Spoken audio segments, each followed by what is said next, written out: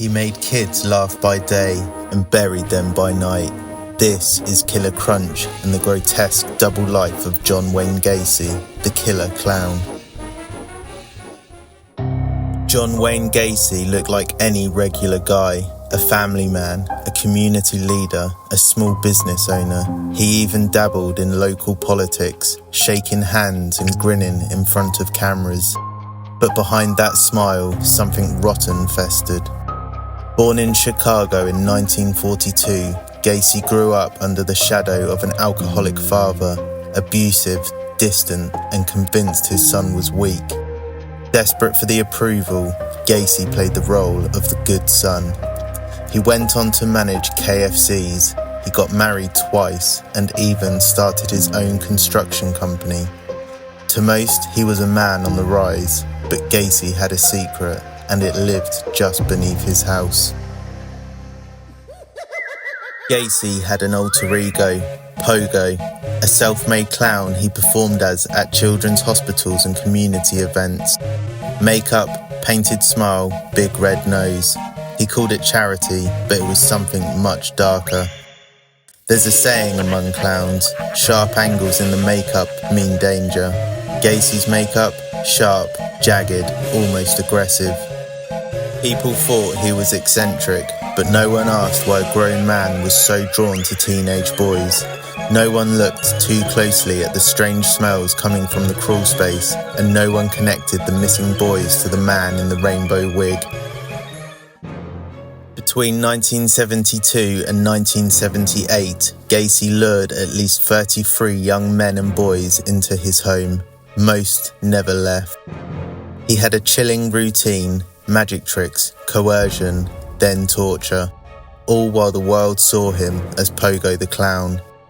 He buried the bodies in his crawl space, layer upon layer, so many he eventually ran out of room.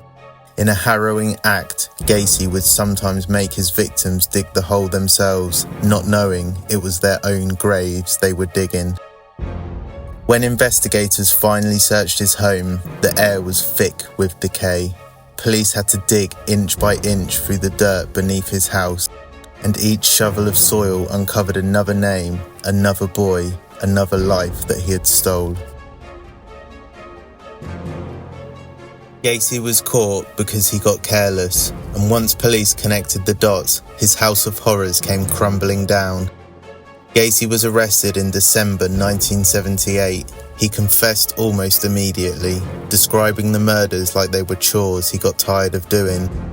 The media dubbed him the Killer Clown. The trial was a circus, a parade of horror and denial. He pleaded insanity, but no one bought the act. In 1980, he was found guilty of 33 murders, one of the most prolific serial killers in American history. John Wayne Gacy sat on death row for 14 years, but he didn't rot quietly. He turned his prison time into a twisted form of fame. He started painting mostly clowns. Some of them were Pogo, grinning like nothing had ever happened. He signed them, sold them, even mailed them to fans. Collectors paid thousands for his work. He profited off the pain he had caused again. Gacy also played mind games behind bars. He gave conflicting interviews and hinted at more victims. He joked about making the state spend millions to execute him and filed lawsuits to delay his death. But on May 10th, 1994, the games ended. As reporters watched from behind bars, John Wayne Gacy executed by lethal injection. His last meal? KFC, shrimp, strawberries and fries. His final words? Kiss my ass. The clown was finally gone, but the horror he created still lingers, in the earth beneath his old home and in the families of the boys he had murdered. He made kids laugh by day, and when the laughter stopped, he buried what was left. Thanks for watching another bowl of Killer Krunch. If you enjoyed this episode, please like and subscribe. And remember, if a clown turns up to your house, tell him to do one. Start your day the killer way with a bowl of fright and fun. It's crunchy, spooky, downright kooky. You'll scream when the day is done.